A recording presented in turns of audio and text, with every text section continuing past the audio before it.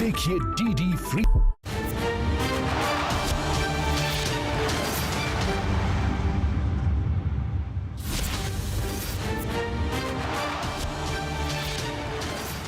नमस्कार, मैं हूं प्रशांत चुरहे।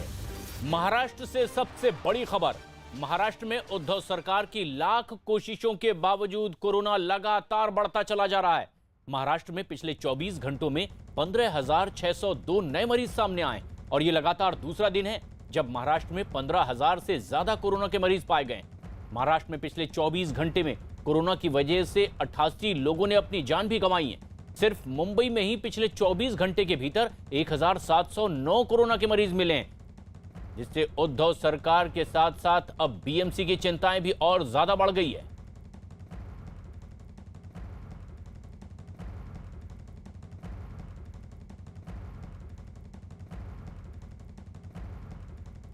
मुंबई में 1,700 नए कोरोना के मरीज पिछले 24 घंटे में। लेकिन सबसे अहम बात यह है कि लगातार महाराष्ट्र में कोरोना मरीजों की तादाद बढ़ती चली जा रही है।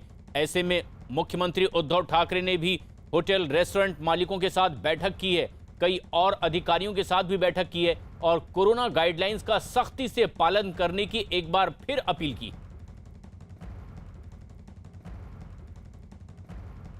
देश के कई राज्यों में कोरोना के बढ़ते मामलों ने एक बार फिर से डरा दिया है। बढ़ते मामलों ने पाबंदी की भी वापसी करा दी है और पंजाब, दिल्ली, केरल, कर्नाटक समेत कई राज्यों में कोरोना केस लगातार बढ़ते जा रहे हैं। लेकिन महाराष्ट्र के हालात हर गुजरते दिन के साथ और ज्यादा बिगड़ते चले जा रहे हैं। ऐसा इसलिए भी है क्योंकि देश भर में कोरोना के जितने भी मरीज सामने आ रहे हैं, उनमें से आधे से ज्यादा मरीज तो अकेले महाराष्ट्र से ही हैं।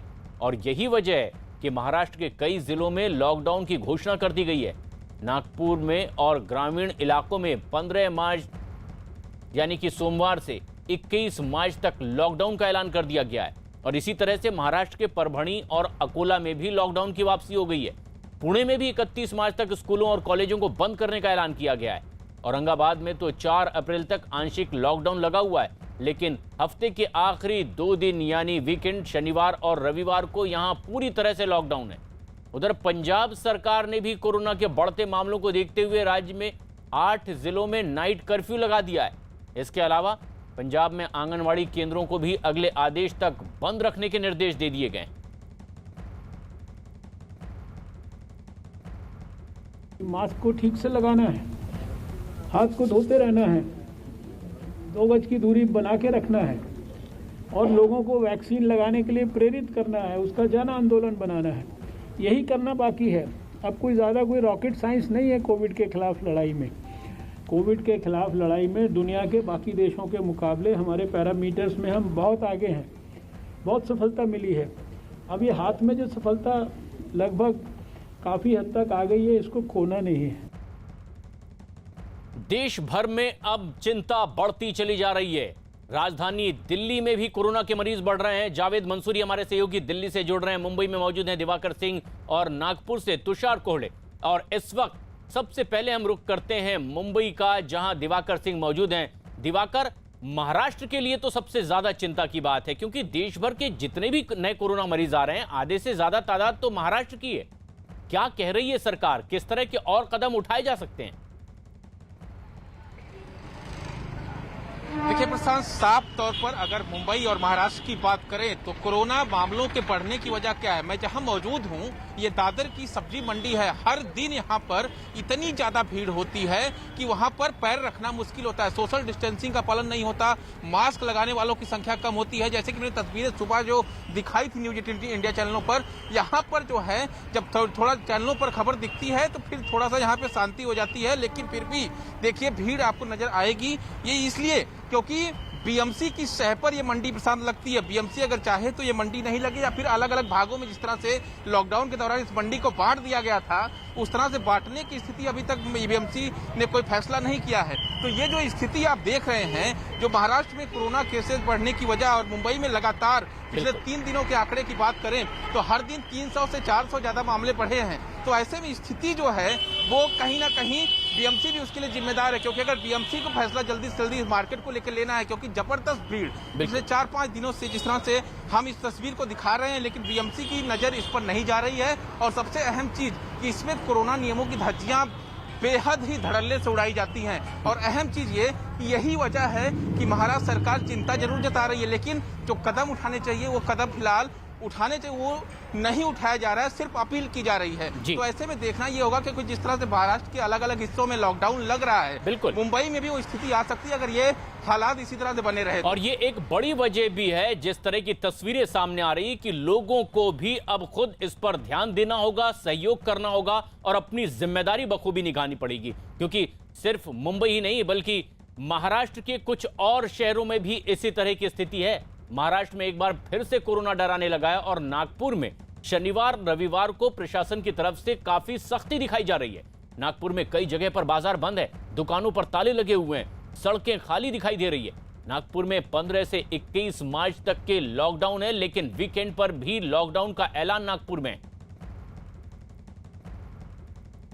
ऐसे में जबकि लगातार मामले बढ़ते चले जा रहे हैं, होना भी चाहिए था, लेकिन सही तरीके से इम्प्लीमेंटेशन होना चाहिए, रिजल्ट आना चाहिए। पब्लिक के बारे में कोई सोच रहा नहीं है, कोई भी कुछ भी निर्णय लेके लॉकडाउन कर दो। एक हफ्ते के लिए लॉकडाउन कर दिया, एक हफ्ता पूरा खराब हो गया। लोग क्या करेंगे एक हफ्ते के अंदर? कुछ लोग नाराजगी भी जाहिर कर रहे हैं। तुषार कोल्हे हमारे सहयोगी इस वक्त हमसे सीधे जुड़ रहे हैं, नागपुर में मौजूद हैं। तुषार, जो तस्वीरें सामने आ रही है, कुछ लोगों की नाराजगी है, प्रशासन शासन की ओर से कहा जा रहा है कि आप खुद कोऑपरेट करें और सख्ती से नियमों का पालन करें। क्या वजह है कि नागपुर में भी मामले इतने बढ़ रहे हैं? जी, अगर नागपुर के पिछले 24 घंटे का अगर देखा जाए तो पिछले 24 घंटे में नागपुर में 2261 मामले सामने आए हैं। आज वीकेंड लॉकडाउन है, इसके बावजूद भी बड़ी मात्रा में नागपुर में भीड़ देखने को मिल रही है। मैं आपको नागपुर के सड़कों का नज़ारा दिखाता हूँ कि किस तरह के नागपुर के सड़कों पर दिख रहे ये जो भीड़ है, अगर आप देखोगे ना तो ये सब्जी मंडी है यहाँ की, रामेश्वरी एरिया की। ये देखो इतनी बड़ी संख्या में लोग रास्ते पे भी दिख रहे हैं। वीकेंड लॉकडाउन होने के बावजूद भी बड़ी संख्या में लोग रास्ते पे दिख रहे हैं। और एक है कि लापरवाही सबसे इम्पोर्टेंट है, क्योंकि लोग जो है ना मास्क नहीं पहनते, ठीक से मास्क नहीं पहन रहे हैं। यही कारण है जो नागपुर में इतनी बड़ी मात्रा में संक्रमण हुआ है। अगर नागपुर में देखा जाए तो ये जो पूरे मामले में सबसे प्रॉब्लम है कि लोग मास्क नहीं पहनते। सबसे जो परेशानी वाली प्रशासन की बात है, जो लोग इनको तो परवानगी है यहाँ लगाने की दुकानें, लेकिन मास्क नहीं पहनते। ये लोग देखो जो दुकान पे माल जो खुद बेच रहे हैं वो खुद मास्क नहीं पहनते। तो यही एक कारण है। कुछ लोग हैं अपने साथ। क्या लगता है नागपुर में इतने बड़ी मात्रा होने का क्या रीज़न लगता है? लोग गवर्नमेंट का इम्प्लीमेंटेशन बराबर नहीं है, और आज वीकेंड है लॉकडाउन का, पर बराबर तरीके से इम्प्लीमेंटेशन नहीं हो रहा है। लोग अभी भी सड़कों के बाहर है, उसी वजह से कोरोना के पेशेंट और ज़्यादा पैमाने में दिख रहे हैं। लोग बिन वजह से भी बाहर निकल रहे हैं। और दुकान पे नजर डाले तो ये देखो इधर भी बड़ी मात्रा में भीड़ है, सोशल डिस्टेंसिंग का पालन नहीं हो रहा है, लोग ठीक से मास्क नहीं पहनते। भैया आपने मास्क पहना, लेकिन नाक के ऊपर क्यों नहीं पहना? मैं क्या बोला, मास्क पहना है ना, दिख नहीं रहा है क्या तुम्हारे को? नाक के ऊपर क्यों नहीं पहना आपने? नाक के ऊपर गतर रहा है ये, नहीं तो नया लेके दे दो। देखो इस तरह का भावना लोग, ये तमाम तरह की समस्याएं हैं तुषार।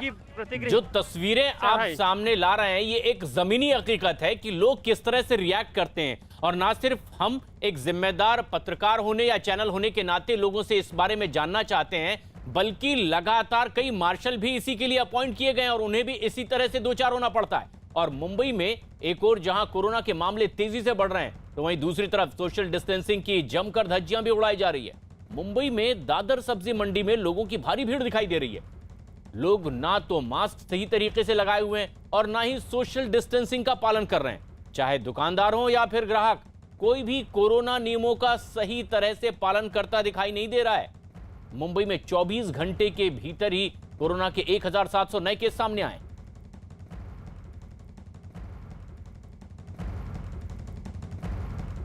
और एक बड़ी खबर इस वक्त की, 24 घंटे में 25,000 से ज्यादा मामले सामने आए हैं।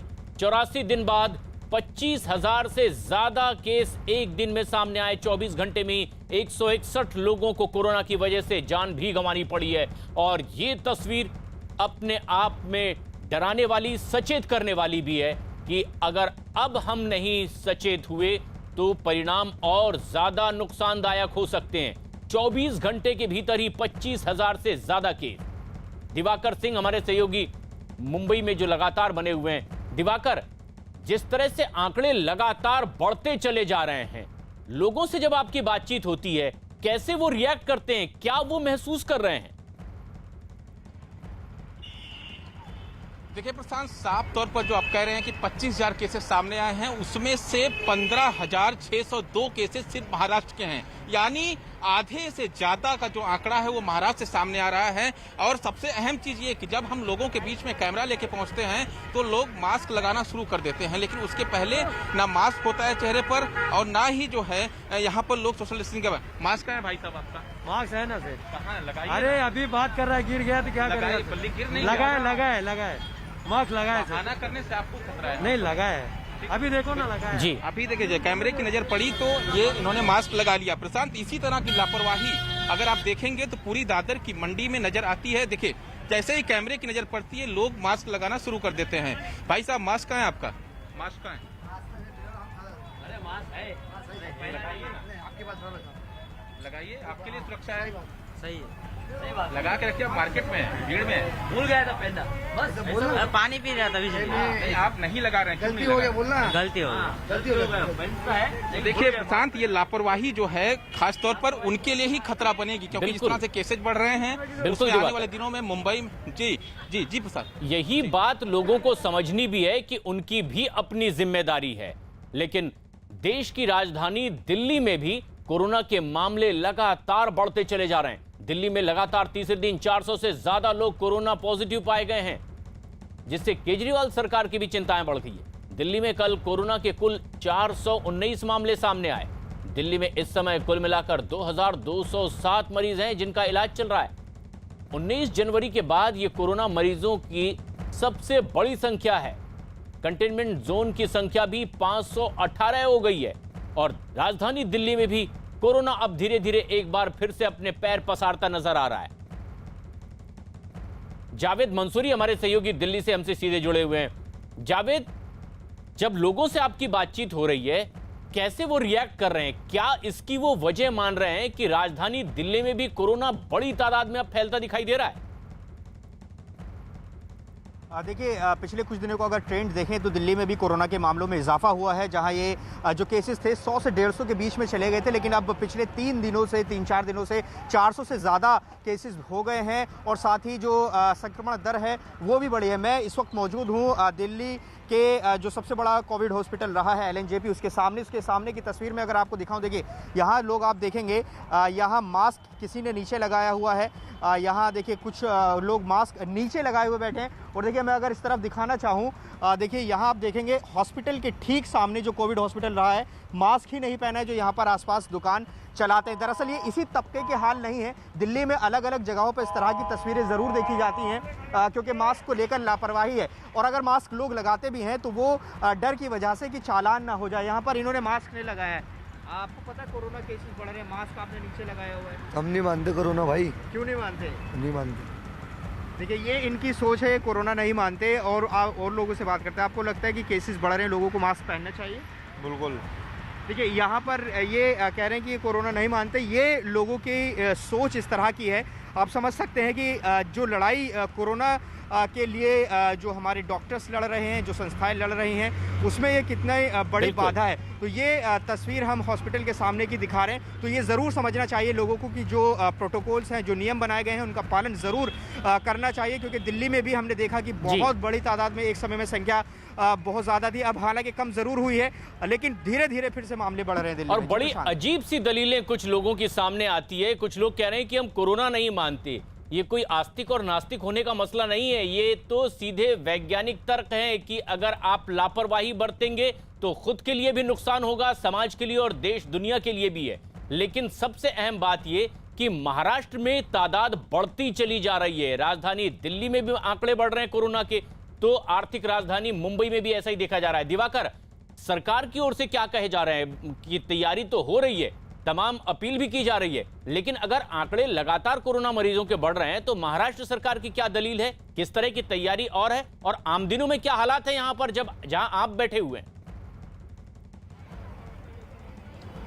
देखिए, साफ तौर पर हम जहां मौजूद हैं, ये दादर की सब्जी मंडी है और यहाँ पर हर दिन अगर आप सुबह की तस्वीर देखेंगे, सुबह 7 बजे से लेकर 10 बजे के बीच की तस्वीर, तो हालात ये होते हैं कि यहाँ पर पैर रखना मुश्किल हो जाता है, चाहे वो ग्राहक हो, चाहे दुकानदार हो, कोई भी यहाँ पर सोशल डिस्टेंसिंग का या फिर मास्क लगाते हुए नजर नहीं आता। यानी कोरोना नियमों की जो धज्जियां हैं वो लगातार उड़ती हैं। सरकार और बीएमसी लगातार अपील जरूर कर देती हैं, लेकिन जिनको कानून इंप्लीमेंट करने का अधिकार है, जिनको जिम्मेदारी दी गई है कि नियमों का पालन कराएं, वो मुंबई पुलिस और बीएमसी के मार्शल वो यहाँ पर मौजूद नहीं होते किसी भी दिन। और इसी वजह से जो लोग हैं वो लापरवाही के साथ यहाँ पर विदाउट मास्क, सोशल डिस्टेंसिंग का पालन नहीं करते हुए इस तरह से लोग मौजूद होते हैं। तो अहम चीज यही कि अब इस बारे में सरकार को सोचना होगा, क्योंकि जिस तरह से मुंबई के हालात लगातार बिगड़ रहे हैं, अगर आप 12 फरवरी की बात करें तो 1500 से ज्यादा केसेज आए थे, लेकिन 13 फरवरी की बात करें तो 1700 से ज्यादा केसेज आए हैं। तो ये जो केसेज बढ़ने का सिलसिला है वो मुंबई में लगातार जारी है। और ऐसे में अगर बीएमसी और सरकार जल्दी चेती नहीं, सिर्फ अपील से कुछ नहीं होगा।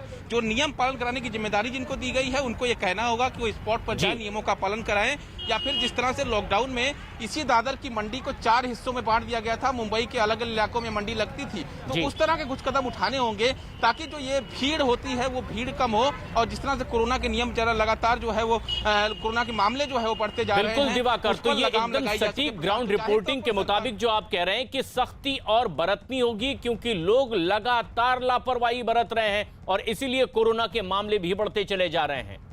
लेकिन सिर्फ देश की राजधानी दिल्ली में ही नहीं, मुंबई में भी और देश में जितने तादाद कोरोना मरीजों की आ रही है, महाराष्ट्र में आधे से ज्यादा मरीज हैं। अब इसका असर पड़ोसी राज्यों पर भी देखने को मिल रहा है। ये बात मध्य प्रदेश सरकार की ओर से कही जा रही है और मध्य प्रदेश में भी कोरोना के केस लगातार बढ़ते जा रहे हैं। मध्य प्रदेश के जबलपुर में पिछले 24 घंटे में 40 से ज्यादा नए मरीज सामने आए हैं। जबलपुर में फिलहाल कोरोना के 16,966 मरीज हैं। वहां पर कोरोना के अब तक 252 लोगों की जान भी जा चुकी है। जिला प्रशासन ने लोगों से टीके लगवाने के लिए भी आते रहने की अपील की है। लेकिन मध्य प्रदेश के बैतूल में लगातार बढ़ रहे कोरोना के मामलों को देखते हुए अब प्रशासन ने भी लोगों को समझाने के लिए अभियान चलाया है। प्रशासन के अधिकारी बाजार और दूसरे सार्वजनिक जगहों पर जाकर लोगों को कोरोना के नियमों का पालन करने की सलाह दे रहे हैं और जरूरत पड़ने पर सख्ती भी बरती जा रही है। बीते 10 दिन में मध्य प्रदेश के बैतूल में कोरोना के 130 मामले सामने आए। बैतूल महाराष्ट्र की सीमा से लगा हुआ जिला है और इसीलिए प्रशासन ज्यादा चिंतित है।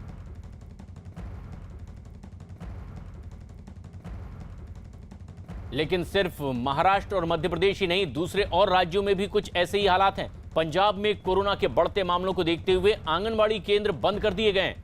पंजाब सरकार के अगले आदेश तक सभी आंगनबाड़ी केंद्रों को बंद करने का आदेश दिया गया है। पंजाब की महिला और बाल विकास मंत्री अरुणा चौधरी ने कहा है कि बच्चों की सुरक्षा को देखते हुए यह फैसला लिया गया है। उन्होंने कहा है कि बच्चों और दूसरे लाभार्थियों को घर पर ही राशन मुहैया कराया जाएगा।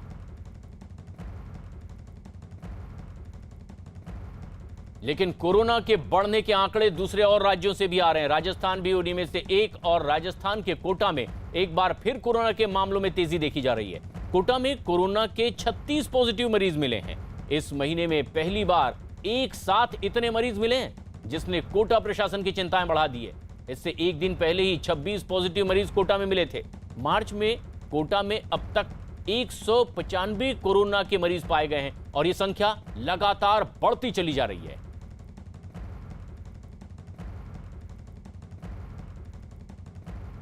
वेस्टइंडीज के दिग्गज क्रिकेटर विवियन रिचर्ड्स ने कोरोना वैक्सीन लेने के लिए भारत सरकार और पीएम मोदी का आभार जताया है। उन्होंने ट्वीट कर पीएम मोदी को धन्यवाद दिया है।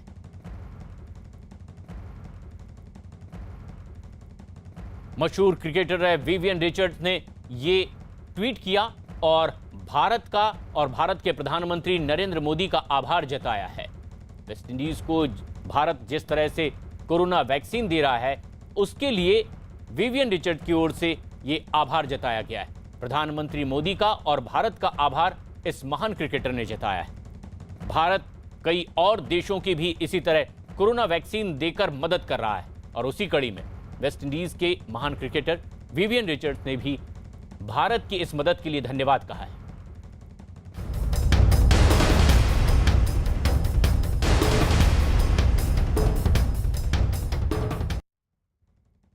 उधर बात पश्चिम बंगाल की, जहां ममता की चोट के मामले पर आज चुनाव आयोग की एक बेहद अहम बैठक होगी। दोपहर 12 बजे बंगाल के मुख्य सचिव और दोनों पर्यवेक्षकों की रिपोर्ट पर चर्चा के लिए चुनाव आयोग की एक अहम बैठक होने वाली है। सूत्रों के मुताबिक पर्यवेक्षकों की सौंपी रिपोर्ट में हमले की बात नहीं लिखी गई है और ये इस वक्त की एक बेहद अहम खबर भी है। रिपोर्ट में ममता को लगी चोट की वजह हमले को नहीं बताया गया है। ममता बनर्जी ने नंदीग्राम में अपने ऊपर हमले का आरोप लगाया था और कहा था कि साजिशन उन पर हमला किया गया है जिससे वो घायल हुई। 4 हमलावर आते हैं और किसी को दिखाई नहीं पड़ते। सीसीटीवी में भी नहीं आते, जेड सुरक्षा वाले भी नहीं देख पाते, मोबाइल के कैमरे में भी नहीं आते, हमला भी करते हैं तो पैरों पर। बंगाल का जादू सुन रखा था, देखा पहली बार। पब्लिक में कोई भी वोटर में कोई भी इसका सिंपैथेटिक जो माने प्रभाव पड़ने का वो उम्मीद रखते हैं, उसमें वो सफल नहीं होंगे। नंदीग्राम में शायद ये सब नाटक इसलिए हो रहा है कि उनको पता चल गया कि उनका पैर से माने जमीन खिसक रहा है, वो हारेंगे, तो इसलिए ये सब बहानाबाजी हो रहा है।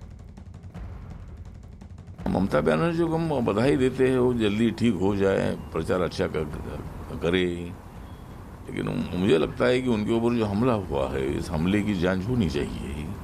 इसमें सही हमला था कि गलत हमला था कि और कोई प्लान था, इसकी भी जांच होने की आवश्यकता है। लेकिन एक मुख्यमंत्री पर हमला होना ये अच्छी बात नहीं है। ममता बनर्जी की चोट पर बीजेपी ने एक बार फिर तंज कसा है। पश्चिम बंगाल के प्रभारी कैलाश विजयवर्गीय ने कहा है कि सहानुभूति बटोरने का दांव कहीं उल्टा न पड़ जाए। मुझे जो जानकारी प्राप्त हुई है कि जिला प्रशासन ने भी और चीफ सेक्रेटरी ने भी जो रिपोर्ट दी उन्होंने इसको दुर्घटना बताया है और ममता जी ने कहा कि मुझे कुछ लोगों ने धक्का दे दिया। तो कंट्रोवर्सी है शासन और प्रशासन के बीच में, और ये जो कॉन्स्पिरेंसी करने की कोशिश की गई थी, सिंपैथी लेने की कोशिश की गई थी, शायद ममता जी को वो उल्टा पड़ा है। ममता बनर्जी के विरोधी तंज कस रहे हैं कि ये चोट है या फिर कुछ और है, लेकिन चोट से वोट का कनेक्शन खंगालने की कोशिश लगातार जारी है। हमारे सहयोगी अरुण सिंह इस वक्त हमसे सीधे जुड़ रहे हैं और अमित सिंह भी जो कोलकाता में मौजूद हैं। अरुण, लेकिन सबसे अहम बात ये कि जो पर्यवेक्षकों की टीम थी उस रिपोर्ट में भी हमले की बात से इनकार कर दिया गया है। आखिर क्या अब ठोस तथ्य, तर्क या सबूत बचे होंगे जो टीएमसी या खुद ममता बनर्जी अपने आरोपों के साथ पेश कर पाएंगी?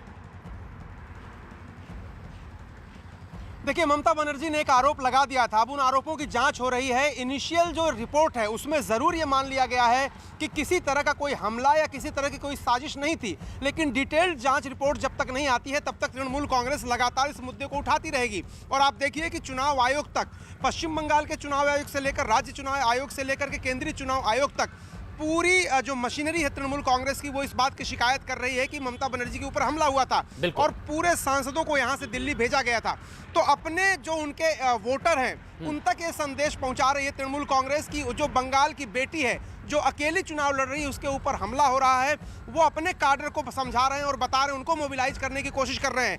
जांच में जब ये सामने आएगा, इनिशियल रिपोर्ट सबके सामने है और बीजेपी के नेता लगातार ये सवाल उठा रहे हैं। कल मनोज तिवारी ने पूछा था कि आखिर क्या वजह है कि 14-15 घंटे के अंदर ही जो प्लास्टर दिखाई दे रहा था वो प्लास्टर कट गया जब वो व्हील चेयर पर बैठी थी। इस तरह की कई और मुद्दे भी बीजेपी रखते जा रही है कि आखिर चोट लगी, हमला किया गया तो कोई भी चीज कैमरे में कैद कैसे नहीं हुई है। लेकिन ममता की चोट पर मचे सियासी घमासान के बीच आज टीएमसी ने घोषणा पत्र जारी करने का फैसला टाल दिया है और ये इस वक्त की एक बेहद अहम और बड़ी खबर भी है।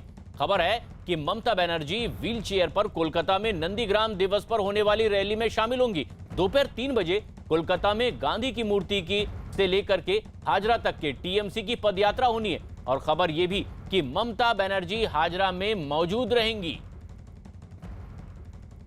अमित सिंह हमारे सहयोगी कोलकाता से लगातार हमारे साथ बने हुए हैं। अमित, आखिरकार क्यों अब रद्द करना पड़ा है अपना मैनिफेस्टो लॉन्च करने का ये प्रोग्राम टीएमसी को? देखिए, अब ममता बनर्जी को पुरुलिया जाना है और पुरुलिया में वो वहाँ पर एक जनसभा को संबोधित करने वाली हैं और इसी वजह से बताया जा रहा है कि ममता बनर्जी ने मैनिफेस्टो को रद्द किया। और आज जो है टीएमसी जो है पूरे पश्चिम बंगाल में नंदीग्राम दिवस के तौर पर मना रही है। 14 मार्च ही वो दिन था जब 14 किसानों की मौत हुई थी, जो पुलिस और किसानों के बीच झड़पें हुई थी। और जिस नंदीग्राम आंदोलन को लेकर ममता बनर्जी को पूरे राज्य की जनता ने विपक्ष के नेता के तौर पर स्वीकार किया था और फिर उसके बाद 2011 में वो बन गई थी सूबे की मुख्यमंत्री। तो अब नंदीग्राम दिवस के तौर पर मना रही है। लेकिन जिस वक्त ये नंदीग्राम आंदोलन हुआ था उस वक्त शुभेंदु अधिकारी भी ममता बनर्जी के बगल में इस आंदोलन में खड़े थे। उन्होंने लगातार ममता बनर्जी को सहयोग किया। तो आज भले ही शुभेंदु अधिकारी बीजेपी में हो, लेकिन शुभेंदु अधिकारी भी लगातार लेकिन अब वही उनके साथी उनके खिलाफ चुनावी मैदान में उतर चुके हैं और ये एक बड़ी चुनौती भी ममता बनर्जी के लिए। लेकिन पश्चिम बंगाल के इस महासंग्राम की सियासी जंग तेज होती जा रही है। टीएमसी और बीजेपी दोनों ही जोर शोर से चुनाव प्रचार में जुट गए। खासकर बीजेपी तो अपने तमाम बड़े नेता और स्टार कैंपेनर बंगाल की चुनावी समर में उतार चुकी है। बीजेपी नेता मनोज तिवारी भी बंगाल में बीजेपी के लिए प्रचार कर रहे हैं। मनोज तिवारी बीजेपी के बड़े स्टार कैंपेनर हैं और अपने निराले अंदाज में चुनाव प्रचार करने के लिए हमेशा जाने जाते हैं। न्यूज 18 इंडिया ने उनके साथ एक दिन बिताया और यह जानने की कोशिश की कि आखिर मनोज तिवारी ने बंगाल के वोटरों का दिल जीतने के लिए किस तरह की तैयारी भी की है।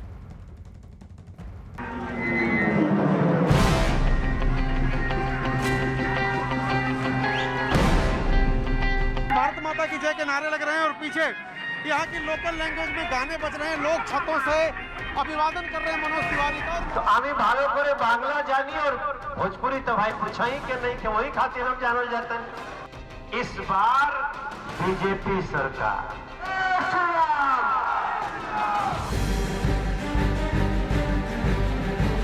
पश्चिम बंगाल में जैसे जैसे पहले चरण के मतदान की तारीख करीब आती जा रही है, वैसे वैसे सूबे में टीएमसी और बीजेपी की चुनावी रैलियों का शोर और इलेक्शन कैंपेन जोर पकड़ता जा रहा है।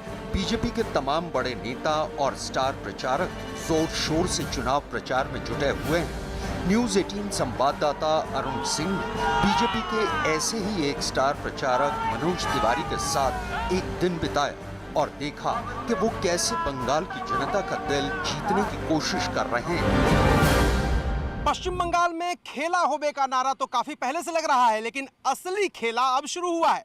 ममता बनर्जी व्हील चेयर से खेला होबे का नारा दे रही हैं, तो दूसरी तरफ बीजेपी ने भी अपने एक खिलाड़ी को मैदान में उतार दिया है। कौन है वो? मैं हूँ मनोज तिवारी, आप सबका। और मैं हमारे साथ पूरे बंगाल का माँ है, मानुस है और माटी पे खड़े हैं। चल रहे हैं हम पुरुलिया। आइए चलते हैं मनोज जी। मनोज तिवारी अपने सौम्य अंदाज में प्रचार करने के लिए जाने जाते हैं और उड़न खटोले में बैठते ही हमारी टीम को उनकी लोकप्रियता का अंदाजा हो गया जब एयरपोर्ट का एक ग्राउंड स्टाफ कर्मचारी उनके साथ अपनी एक सेल्फी खींचने से खुद को नहीं रोक पाया। सफर की शुरुआत हुई तो मनोज तिवारी के साथ हमारी बातचीत का सिलसिला भी आगे बढ़ा। हमने पश्चिम बंगाल की मुख्यमंत्री ममता बनर्जी की प्लास्टर पॉलिटिक्स पर उनसे सवाल किया तो मनोज तिवारी ने जवाब देते हुए दीदी की प्लास्टर पॉलिटिक्स पर चुटकी ले ली। ममता बनर्जी हॉस्पिटल में थी, कल उन्होंने जिद किया, वो बाहर निकल आई, अब खेला शुरू होगा असली। एक्चुअली यही खेला আছে यही खेला है। पहली बार इस देश ने देखा होगा कि प्लास्टर 24 घंटे में उतर जाता है। इस देश में हर व्यक्ति प्लास्टर से परिचित है।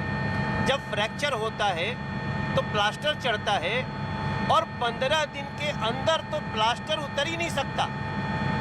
ये अवधि एक महीना की होती है, लेकिन अगर बहुत हेयर फ्रैक्चर हो तो भी आपको 15 दिन रखना पड़ेगा। लेकिन दीदी के पैर पे लगा प्लास्टर मेहंदी की तरह उतर गया। आप देखो 24 घंटे में प्लास्टर क्रैक बैंडेज हो गया और ये देश बहुत हंस रहा है। दरअसल ममता बनर्जी के पैर की चोट पर भी सूबे की सियासत गरमाई हुई है, लिहाजा हमारी टीम से खास बातचीत करते हुए मनोज तिवारी ने कहा कि ममता बनर्जी के पैर में लगी चोट महज एक नाटक है। दीदी इसके जरिए लोगों की हमदर्दी हासिल करने की कोशिश कर रही हैं। अच्छा, एक वीडियो जारी किया आपकी पार्टी ने पश्चिम बंगाल में, एक फिल्म की क्लिप है वो, जिसमें वही 10 तारीख, वही पैर में फ्रैक्चर, वही व्हील चेयर। अब आपकी पार्टी कह रही है कि ये कोई कोइंसिडेंस है या पहले से तय था? देखिए, वो एक फिल्म का दृश्य है और उसी फिल्म से लगता है कि टीएमसी के जो सलाहकार हैं उन्होंने दीदी को सलाह दे दिया, तो हम लोगों ने हमारी पार्टी ने वो वीडियो जारी किया है। और ये सत्य है कि वहाँ के जो प्रत्यक्षदर्शी हैं उन्होंने ही पोल खोल के रख दी है ममता दीदी की, टीएमसी की, कि वहाँ जो कुछ भी हुआ वो ममता दीदी की अपनी गाड़ी से, अपनी गलती से हुआ। और हम सभी चाहते हैं कि वो जल्दी स्वस्थ हो जाएं, लेकिन इसमें जो व्हील चेयर पे बैठने का जो एक सिनेमा से लिया गया मामला बड़ा फिल्मी है गुरु। बातचीत के सिलसिले को आगे बढ़ाते हुए जब हमारे संवाददाता अरुण सिंह ने मनोज तिवारी से पश्चिम बंगाल के चुनाव प्रचार के लिए उनकी तैयारी पर सवाल किया, तो मनोज तिवारी ने भी अपने ही अंदाज में उसका जवाब दिया। आपका अंदाज एकदम अलग होता है, जहां जाते हैं आप छा जाते हैं। पश्चिम बंगाल के लिए कौन सी तैयारी है? कैसे यहाँ के लोगों को लुभाएंगे, कैसे यहाँ के लोगों को समझाएंगे? हम तो बस एक ही लाइन सबको कह रहे हैं कि आसचे एबार बीजेपी सरकार, आसचे एबार बीजेपी सरकार, पश्चिम बंगाल में प्रथम बार बीजेपी सरकार। तो मनोज तिवारी अपने अंदाज में पश्चिम बंगाल के चुनावी रणभूमि में उतर चुके हैं और प्रचार अभियान की शुरुआत उन्होंने कर दी है। आज पूरे दिन मनोज तिवारी के साथ रहेंगे और आपको हर रंग उनके चुनाव प्रचार का दिखाते रहेंगे। एक बार बीजेपी। मनोज तिवारी ने हमारी टीम को वो गीत भी गुनगुना कर सुनाया जो शायद उन्होंने बीजेपी चुनाव प्रचार के लिए तैयार किया है। पश्चिम बंगाल को वो प्यार चाहिए, नरेंद्र मोदी के नीति की धार चाहिए, एक बार बीजेपी सरकार चाहिए, इस बार बीजेपी। हम पुरुलिया की उस जगह के ऊपर पहुंच गए जहां से मनोज तिवारी को अपना इलेक्शन कैंपेन शुरू करना था। मनोज तिवारी का स्वागत करने के लिए नीचे लोगों का हुजूम दिखाई दे रहा था। हेलीकॉप्टर के लैंड होने के बाद मनोज तिवारी ने पुरुलिया की मिट्टी को अपने माथे से लगाया और फिर हाथ हिलाकर लोगों का अभिवादन किया। इस बीच वहां मौजूद बीजेपी के स्थानीय नेताओं और कार्यकर्ताओं ने मनोज तिवारी का स्वागत किया। इतनी देर में पुरुलिया के आसमान से हल्की बारिश की बूंदें भी बरसनी शुरू हो गई। लोगों के बीच से निकलकर मनोज तिवारी एक गाड़ी के ऊपर चढ़ गए। इसके बाद बीजेपी के कार्यकर्ताओं के जय श्री राम के नारों के बीच मनोज तिवारी का रोड शो शुरू हुआ।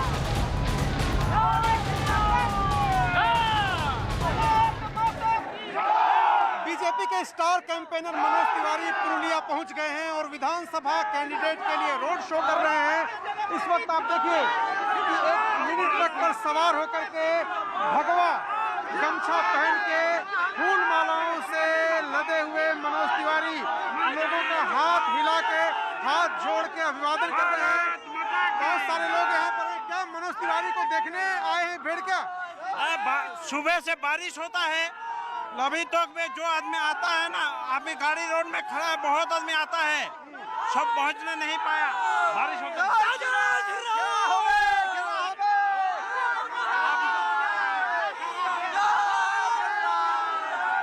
तो ये पुरुलिया के लोग हैं, भारतीय जनता पार्टी के समर्थक हैं, जय श्री राम और खेला होवे के नारे लगा रहे हैं और साथ ही साथ भारत माता की जय के नारे लगा करके मनोज तिवारी के साथ रोड शो में हिस्सा ले रहे हैं।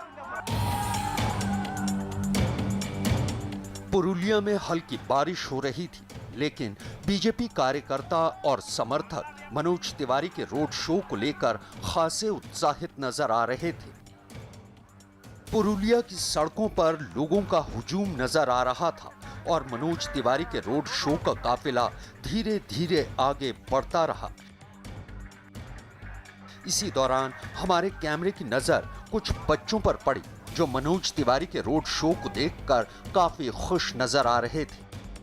रोड शो के बीच में मनोज तिवारी ने पुरुलिया के बड़ा बाजार चौराहे पर एक जनसभा को भी संबोधित किया और इस दौरान जब मनोज तिवारी ने गीत गुनगुनाया तो वहां मौजूद लोग झूम उठे। मैं तो सिर्फ इतना कहने आया हूँ, बंदवान में आया हूँ, दोनों हाथ फैलाया हूँ। अब पश्चिम बंगाल जगे, अब पश्चिम बंगाल जगे, बंदवान जगे, बड़ा बाजार में आया हूँ। मनोज तिवारी पुरुलिया में एक छोटी सी जनसभा को संबोधित कर रहे हैं और अपने ही अंदाज में गाना गा करके और यहाँ के स्थानीय भाषा में लोगों से संवाद कर रहे हैं और लोगों का हाथ हिला कर अभिवादन कर रहे हैं। देखिए, जनता उनसे मांग कर रही है, बहुत सारे लोगों की पसंद है फिल्मी डायलॉग, बहुत सारे लोगों की पसंद गाने हैं और जनता उनसे मांग कर रही है। तो देखिए, मनोज तिवारी अपने ही अंदाज में रोड शो के बाद अब एक छोटी सी जनसभा को भी संबोधित कर रहे हैं और उस पूरे इलाके में आदिवासी समुदाय ज्यादा रहता है। तो मनोज तिवारी को उनकी पार्टी ने खास तौर से इस इलाके में लगाया है क्योंकि बिहार झारखंड से सटा ये इलाका है, तो बिहार झारखंड पहचान रही है मनोज तिवारी की, इसीलिए इनकी संस्कृति, इनकी भाषा में वो अपनी पार्टी का प्रचार करते नजर आ रहे हैं। इसके बाद जब मनोज तिवारी ने आगे जाने की कोशिश की तो पुलिस ने उनके काफिले को रोक दिया। पुलिस का कहना था कि मनोज तिवारी के रोड शो को बड़ा बाजार तक ही आने की इजाजत दी गई थी, लिहाजा उनका काफिला आगे नहीं जा सका। मजबूरन मनोज तिवारी के काफिले को वापस मुड़ना पड़ा। इस दौरान लोग अपने घरों की छतों से मनोज तिवारी की तस्वीरें खींचते या फिर उनके रोड शो के वीडियो बनाते हुए नजर आ रहे थे। अभी हम बंदवान में बड़ा बाजार में हैं। यहाँ भी आपने देखा होगा एक जगह के बाद आगे नहीं जाने दिया गया, लेकिन जो रैली परमिशन नहीं मिल रही उतरने की वो है खड़गपुर में। वहाँ मेरे हेलीकॉप्टर को उतरने की परमिशन ही नहीं दे रहे हैं और लोगों का इतना इंतजार चल रहा है, मैं बड़ा दुखी महसूस कर रहा हूँ। क्यों आप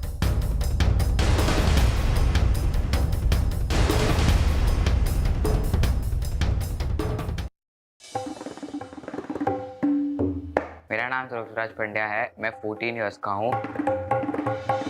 मुझे तबला बजाना बहुत अच्छा लगता है और वही मेरा प्रोफेशन और पैशन है। I want to represent the Indian classical to the whole world. ये है यंग जीनियस, जिसकी उंगलियों का जादू देख लोग कह उठते हैं, वाह छोटे उस्ताद वाह। ये है यंग जीनियस जिसने सिर्फ 2 साल की उम्र में ही बर्तन से धुन निकाल कर अपने आने वाले कल की आहट दे दी थी। ये है यंग जीनियस जिसने सिर्फ 3 साल की उम्र में ऑल इंडिया रेडियो में अपना पहला तबला परफॉर्मेंस दिया।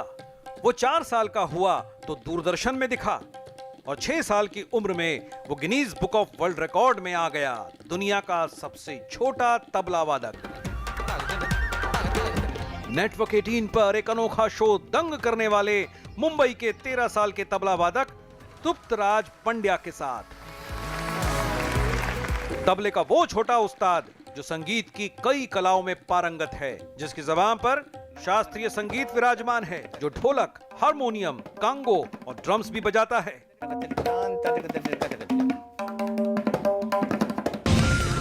जिसे 2019 का प्रधानमंत्री राष्ट्रीय बाल पुरस्कार मिल चुका है।